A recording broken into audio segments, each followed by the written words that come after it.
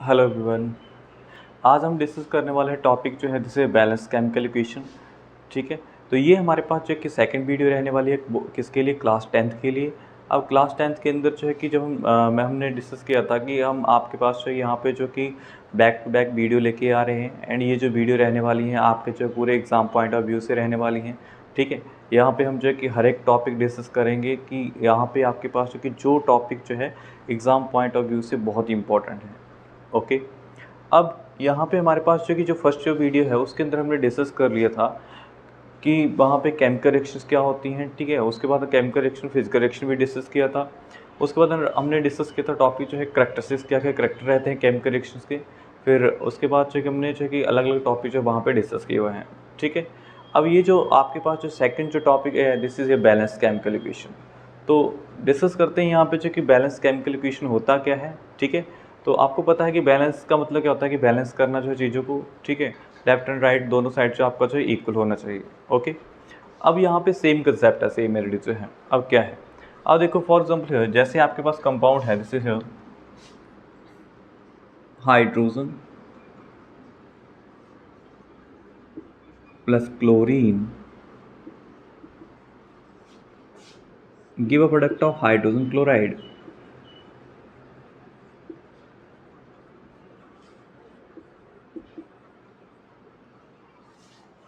अब यहाँ पे मैंने आपको चाहिए यहाँ पे जो क्वेश्चन आएगा किस तरह से आएगा एग्जाम के अंदर चाहिए कि वो आपको इसी तरह से आएगा। ठीक है, एग्जामिनर क्या बोलेगा आपको चाहिए कि दो रेक्टेंट दे रहा है, यहाँ पे जो है बोल रहा है हाइड्रोजन एंड क्लोरीन है, वो रेक्ट करेंगे एंड आपके पास जो प्रोडक्ट निकल रहा है वो दिस इज हाइड्रोजन क्लोराइड। अब सबसे पहले जो हमारे पास जो काम है वो हमारे पास क्या है, दिस इज हियर कि पहले आपने चाहिए यहाँ पे मेंशन करना है कि इनका जो सिंबल क्या है। ठीक है, अब सिंबल आपने मेंशन कर दिया। अब मेंशन सिंबल करने के बाद जो है सेकंड जो वर्क रहेगा वो भी हम डिस्कस करते हैं क्या। अब देखो यहाँ पे जैसे हाइड्रोजन, हाइड्रोजन का सिंबल H है, क्लोरीन, उसके बाद हमारे पास बोल रहा है जैसे हाइड्रोजन क्लोराइड HCl। ओके, अब यहाँ पे हमारे पास तो बड़ा इजी लग रहा है कि यहाँ पे ठीक है सर कि आपने हाइड्रोजन लिखा है H, ये सिंबल होता है, क्लोरीन का सिंबल जो Cl होता है एंड आपके पास जो कि जो प्रोडक्ट बन गया जैसे हाइड्रोजन क्लोराइड। बट प्रॉब्लम यहाँ पे ये नहीं है कि ठीक है कि यहाँ पे ये आपको एरिड बैलेंस लग रहा है, बट यहाँ पे मेन चीज़ क्या है कि हाइड्रोजन जो है कि कभी भी सिंगल जो है कि सिंगल H से रिप्रेजेंट नहीं किया जा सकता। क्यों? क्योंकि हमारे पास क्या है कि जब भी हाइड्रोजन जो है कि सिंगल होगा तो वो आपका इंडिपेंडेंटली एग्जिस्ट करेगा ही नहीं। एक इलेक्ट्रॉन है, अब एक इलेक्ट्रॉन जो है कि वहाँ पे हमारे पास जो है कि वो एग्जिस्ट कर ही नहीं सकता। वहाँ पे हमारे पास जो है कि वो किसी अदर एलिमेंट के साथ कंबाइन हो या खुद के ही जैसे एलिमेंट के साथ कंबाइन होना चाहिए, तभी वो एग्जिस्ट कर सकता है। अब हमारे पास यहाँ पे देखो, अगर यहाँ पे दिस इज हियर एक हाइड्रोजन जो दूसरे हाइड्रोजन के साथ कंबाइन कर जाए तो यहाँ पे दो इलेक्ट्रॉन बन जाएंगे एंड दो इलेक्ट्रॉन जो किसके अंदर होते हैं, दो इलेक्ट्रॉन जो है हमारे पास होते हैं बेटा जो है कि हीलियम गैसेस के अंदर जो है यहाँ पे हैं दो इलेक्ट्रॉन एंड हीलियम गैस कैसी है, नोबल गैस है।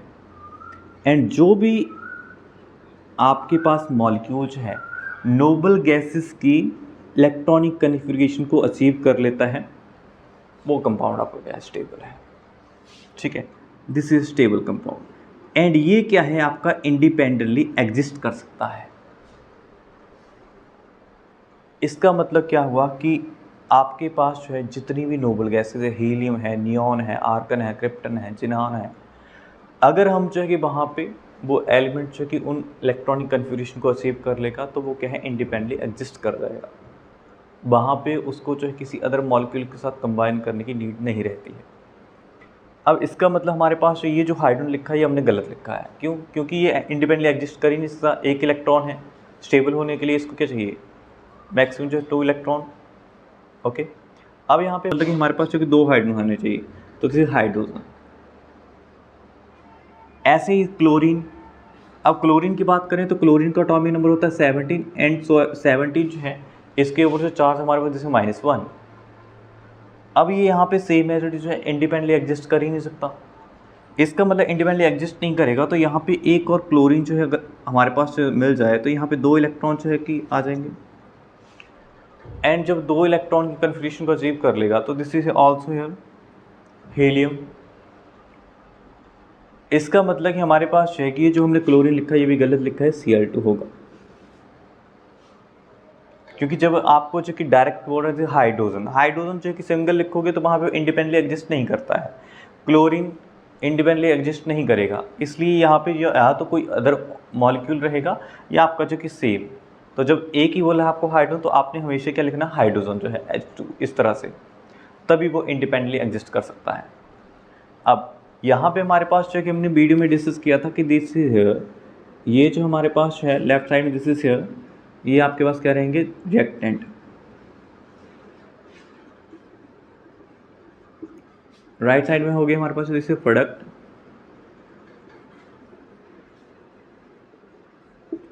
ओके, तो हमने डिस्कस किया है कि law of conservation of mass क्या बोलता है।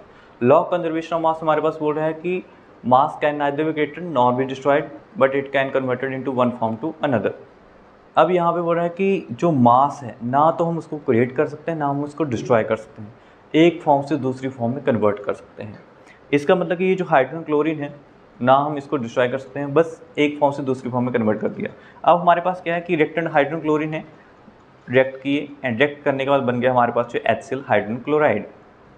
अब बोल रहे हैं यहाँ पे कि देखो ठीक है कि हमने मान लिया कि ठीक है सर कि जो आपने बोला था नंबर ऑफ, बट आगे जो थ्योरी हमारे पास जो कंसेप्ट है वो क्या है कि सेम है रिएक्टेंट जो है, जितने नंबर ऑफ रिएक्टेंट है उतने नंबर ऑफ प्रोडक्ट हैं।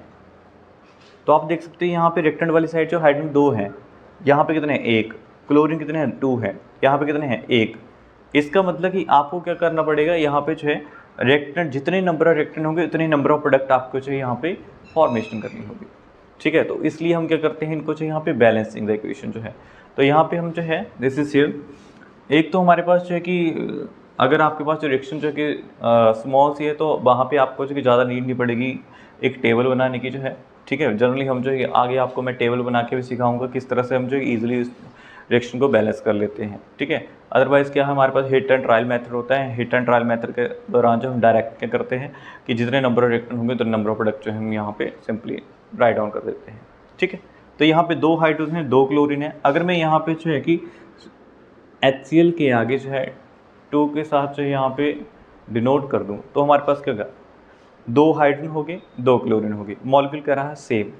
आपने कभी भी ये चीज़ नहीं करनी है कि इसके यहाँ पे जो आपको प्रोडक्ट बोला हुआ है आपने वो ही लिखना है, कोई आपने जो है कि अपनी तरफ से कुछ और प्रोडक्ट नहीं बना देना है। अगर मान लो कि आपने क्या किया कि यहाँ पे H2 है तो हमने H2 इधर कर दिया, क्लोरीन इधर कर दिया, ठीक है, वो गलत हो जाएगा, फिर वो मॉलिक्यूल नहीं बनेगा। इसका मतलब कि आपको क्या करना पड़ेगा, जैसे हाइड्रोजन क्लोराइड जो है HCl वो आपको उसी तरह से लिखना है, बस स्टोइचियोमेट्री चेंज करनी है। दिस इज इट, 2 से मल्टीप्लाई कर दिया। अब 2 जो है कि ये सभी के लिए है, ठीक है, हाइड्रोजन के लिए भी 2 ये सेम रहेगा एंड क्लोरीन के लिए भी 2 जो यहाँ पे सेम रहेगा। अब यहाँ पे आप देख सकते हो कि जो नंबर ऑफ रिएक्टेंट्स हैं उतने ही नंबर ऑफ हमारे पास क्या है प्रोडक्ट्स हैं, एंड ये जो हमारे पास जो इक्वेशन जो है ये आपके पास जो बैलेंस हो गई है। ठीक है, 2 मिनट से भी कम का टाइम लगता है आपके पास जो। Okay, second question, zinc plus sulphuric acid react to each other and give a product of zinc sulfate plus hydrogen। Okay, अब हमारे पास यहाँ पे देखो हमने यहाँ पे सिंबॉलिक फॉर्म में जो कि अब इस इक्वेशन को ड्राइव करना है पहले जो है, उसके बाद जो बैलेंस करना है। ओके, कैसे करते हैं देखो, जिंक का सिंबल है this is Zn, sulphuric acid H2SO4 and zinc sulphate plus hydrogen. Okay, अब यहाँ पे हमने जो है कि इसको सिंबॉलिक फॉर्म में ले आए रिएक्शंस को। अब हम यहाँ पे देखते हैं कि जितने नंबर ऑफ रिएक्टेंट्स हैं उतने नंबर ऑफ प्रोडक्ट्स हैं हमारे पास जो है। ठीक है, तो आपने क्या करना है, एक रफ सा चार्ट बनाना है, दिस इज हियर।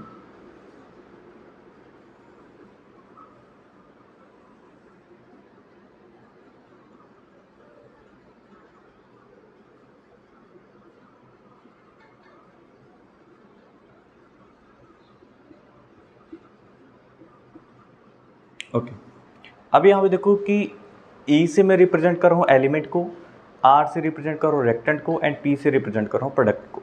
ओके, अब यहाँ पे हम जो कि 1 बाय 1 करके जो यहाँ पे एलिमेंट लिखेंगे जितने नंबर ऑफ रिएक्टेंट्स हैं यहाँ पे जो है, सॉरी एलिमेंट है। तो एक आपके पास जो जिंक है, एक आपके पास जो हाइड्रोजन है, एक सल्फर है एंड एक ऑक्सीजन है, 4 ही एलिमेंट हमारे पास रिएक्शंस के अंदर।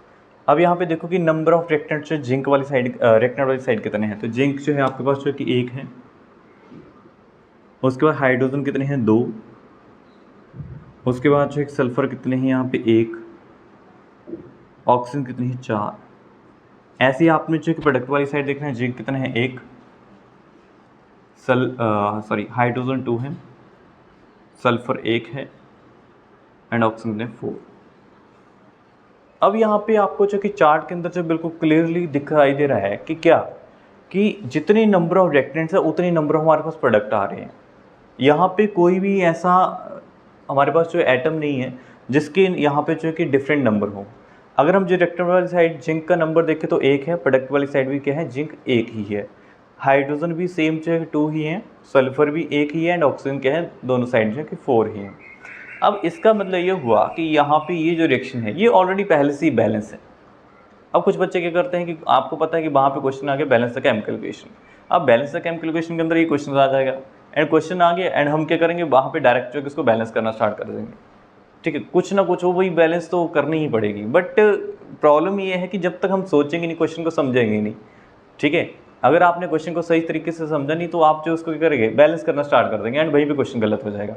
इसलिए ये जो मैंने क्वेश्चन उठाया है स्पेशली इसलिए उठाया हुआ है क्योंकि यहाँ पे आपको जो कि पहले से ही पता चल सके कि अगर हमारे पास जो रिएक्शन पहले से बैलेंस है तो आपको जो कि उसको बैलेंस नहीं करना अगेन जो है, वहाँ पे जो जैसे रिएक्शंस है एज इट इज जो कि वैसे बस आपने सिंबॉलिक फॉर्म में उसको लिख देना है, उसको बैलेंस करने की नीड नहीं है। ओके, तो ये चीज़ जो है आप जो कि अच्छे तरीके से ध्यान रखोगे। ठीक है, हम जो नेक्स्ट क्वेश्चन को डिस्कस करते हैं, देखते हैं यहाँ पे इस रिएक्शन को हमें बैलेंस करना पड़ेगा या नहीं करना पड़ेगा। ओके, अब यहाँ पे हमारे पास ये जो थर्ड क्वेश्चन इज हियर। अब इसके अंदर हमारे पास जो कि पहले जैसे मैंने आपको बताया है, आपने क्या करना है कि जब भी कोई रिएक्शन को बैलेंस करना है, आप यहाँ पे रफ सा चार्ट बना लो जिस तरह से मैंने बनाया हुआ है एंड यहाँ पे आपने जो कि एलिमेंट नेम, ठीक है, एक एक करके जो यहाँ पे एलिमेंट लिखते जाओ। क्या क्या एलिमेंट है आपके पास रिएक्शन के अंदर, एक आयरन है आपके पास जो है, एक हाइड्रोजन है एंड एक क्या है, ऑक्सीजन है। ठीक है, 3 एलिमेंट है आपके पास जो है। आयरन कितने हैं, नंबर ऑफ रिएक्टेंट्स हो गए 1 एंड प्रोडक्ट वाली साइड कितने हैं 3, हाइड्रोजन 2, प्रोडक्ट वाली साइड भी कितने हैं 2 है, ऑक्सीजन 1 एंड प्रोडक्ट वाली साइड कितने हैं 4। ओके, अब देखो कि ये जो क्वेश्चन है इस क्वेश्चन के अंदर यहाँ पे वेरिएशंस है, नंबर ऑफ रिएक्टेंट्स है वो क्या है, नंबर ऑफ प्रोडक्ट्स नहीं है। इसका मतलब कि यहाँ पे जब वेरिएशन होगी तो आपको जो यहाँ पे क्या करना पड़ेगा, बैलेंस करना पड़ेगा रिएक्शन को। तो रिएक्शन को बैलेंस करने के लिए आपने क्या करना है, पहले एक एक एलिमेंट चेक करना है एंड सबसे पहले किस एलिमेंट को यहाँ पे बैलेंस करना है मैं वो चीज़ बता रहा हूँ आपको जो है। ठीक है, अब यहाँ पे देखना कि आयरन के अंदर जो है यहाँ पे जो डिफरेंस है 3 और 1 का है। ठीक है, 3 में से 1 या 2, उसके बाद यहाँ पे देखो 2 में से 2। ठीक है, दोनों साइड में बैलेंस है। ऑक्सीजन रिएक्टेंट वाली साइड से 1 ऑक्सीजन है, प्रोडक्ट वाली साइड क्या है 4 ऑक्सीजन है। अब यहाँ पे जो डिफरेंस है वो 3 का है, एक साइड जो डिफरेंस जो यहाँ पे 2 का है, एक साइड जो यहाँ पे डिफरेंस जो है 3 का है। तो इसका मतलब यहाँ पे हमारे पास है कि जो रिएक्शंस आपको बैलेंस करनी है वो आपने कहाँ से स्टार्ट करनी बैलेंस है, जिस साइड जो है कि आपका ज़्यादा वेरिएशंस है नंबर का। ठीक, तो यहाँ पे पहले ऑक्सीजन के बारे में डिस्कस करते हैं। तो ऑक्सीजन पहले जो बैलेंस करते हैं। अब यहाँ पे देखो, जैसे आपके पास जो यहाँ पे ये रिएक्शन आपने लिखी हुई है, ठीक है, सिंबॉलिक फॉर्म में, अब इसको बैलेंस करते हैं।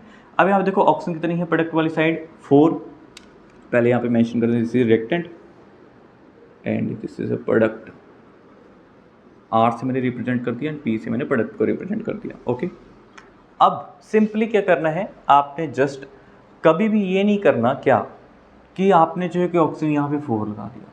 ठीक है, ये चीज़ नहीं करनी क्योंकि वाटर का फॉर्मूला चेंज हो जाएगा वहाँ पे। इसका मतलब कि हमें क्या करना पड़ेगा, वाटर का फॉर्मूला अपने दिमाग में याद रखना है, H2O ही होता है और नहीं होता कुछ नहीं।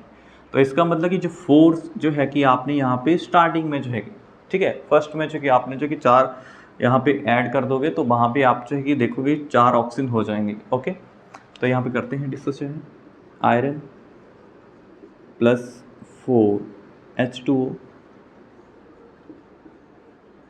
Fe3O4 plus hydrogen. ओके, अब यहाँ पे हमारे पास क्या हो गया, देखो इसके अंदर जो है ऑक्सीजन 4 हो गए एंड यहाँ पे हमारे पास जो ऑक्सीजन यहाँ पे प्रोडक्ट वाली साइड में क्या है 4 होगी। इसका मतलब कि जो हमारे पास दिस इज हियर ऑक्सीजन हमारे पास जो बैलेंस हो गई है।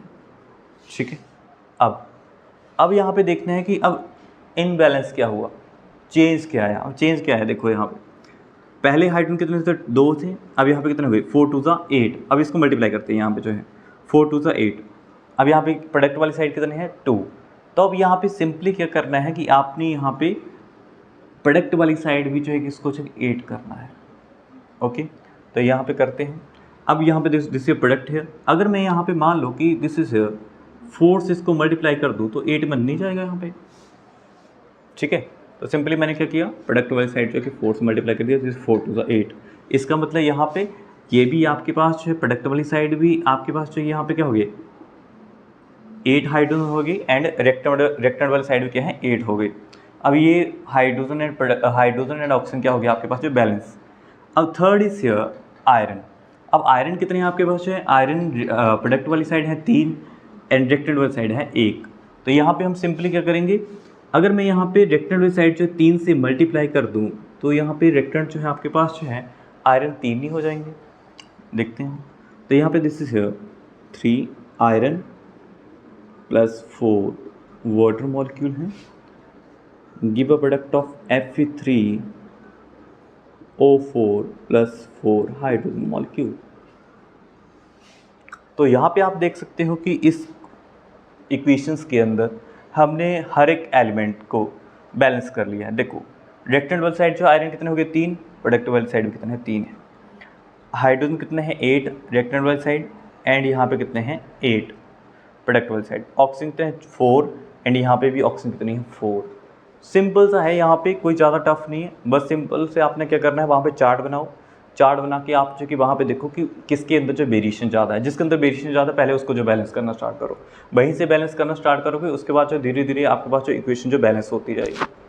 ओके, एंड यहाँ पे हमारे पास जो है जब आपने रिएक्शन को बैलेंस कर दिया, अब आपने उसकी जो स्टेट भी यहाँ पे मेंशन करनी है कि भाई कौन सी स्टेट में है। तो जब भी ये आपके पास है दिस इज आयरन अगर इंडिपेंडेंटली एग्जिस्ट कर रहा है this is solid form, water this is यहाँ पे जो गैसेस फॉर्म है, क्योंकि आपका पास जो है कि आयरन जो है जब रिएक्ट करता है वाटर के साथ तो गैसेस फॉर्म में रिएक्ट करता है मॉइस्चर के साथ जो है। उसके बाद यहाँ पे दिस इज एक्वस फॉर्म में है, and this is also in gases form. तो ये जो हमारे पास जो इक्वेशन जो है वो बैलेंस हो चुकी है, एंड आपके पास जो क्वेश्चन जो है इसी तरह से आएंगे, ठीक है। बाकी और भी बहुत सारे क्वेश्चंस हैं, तो बट यहाँ पे हमारे पास जो कि आपको मैंने मेथड बताना है कि किस तरह से हम जो कि रिएक्शन को बैलेंस करते हैं, ठीक है। अगर आप जो ये मेथड यूज़ करोगे आपके सारे के सारे क्वेश्चन यहाँ पे बैलेंस हो जाएंगे, ठीक है। अगर आपको वीडियो अच्छे लगे तो प्लीज़ लाइक करना, शेयर करना, सब्सक्राइब करना। Okay, thank you.